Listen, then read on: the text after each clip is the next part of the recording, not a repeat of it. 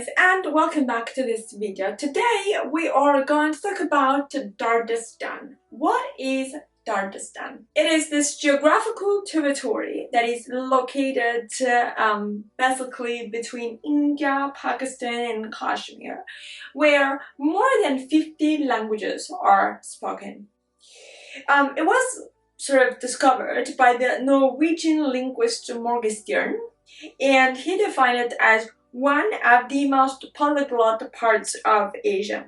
There was another guy, an Italian guy, Augusto Cacopardo, who defined it for the same reason as Dardistan, where you have an enormous diversity of tongues and culture. And because of the book titled The Dards, we know about the so-called Dardic languages and cultures. Now, Dardistan was a book that came out in 1861 by Leitner, but the variety of languages spoken and cultures present in this territory can be traced back to Pliny the Elder and to Herodotus, because they believed that those were people from Aryan descent who ascended the Hindu valleys, and then they converted themselves to Islam in the 14th century.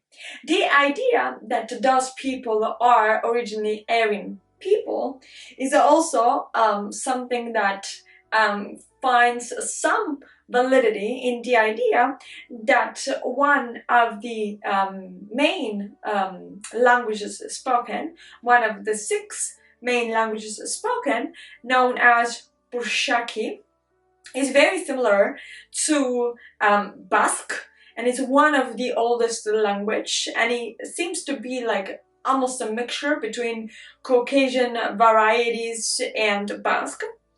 And this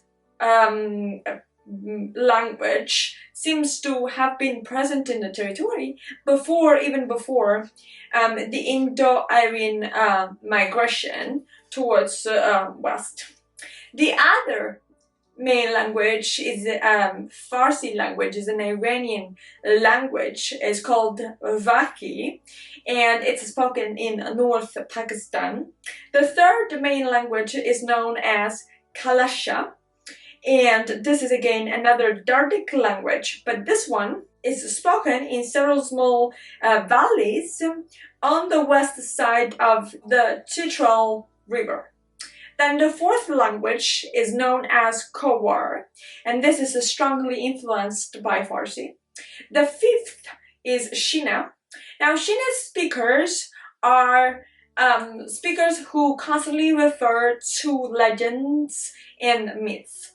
Also, a great component of this culture is shamanism, right? And shamanic figures known as daimyo, who have shaped profoundly this language, Shina.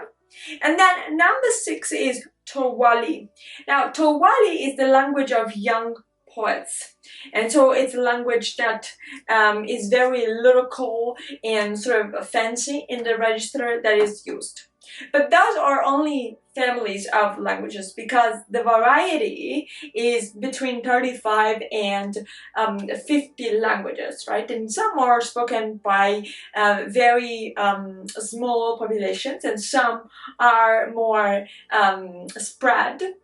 But it is interesting that in one area you could concentrate to so many different languages, somewhat reminding me of India, because in India you have Hindi, Telugu, and a bunch of other languages, right? But this is interesting, how people can preserve around 50 languages for centuries. Let's just think about that as something wonderful, right?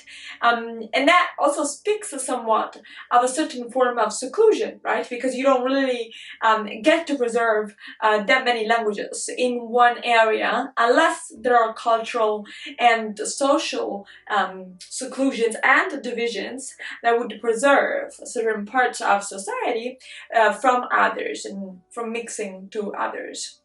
Now, it is also to consider that that seclusion in Dardistan is also due to the geographical configuration of the territory that is very much connotated by mountain ranges. But the idea is like, think about like how much that has taken, for centuries to preserve the many languages. That's it though, guys. I want to hear your comments, so let us know. Comment below, and if you have enjoyed the video, don't forget to like and subscribe to the channel. We're gonna talk soon with a different episode. Bye!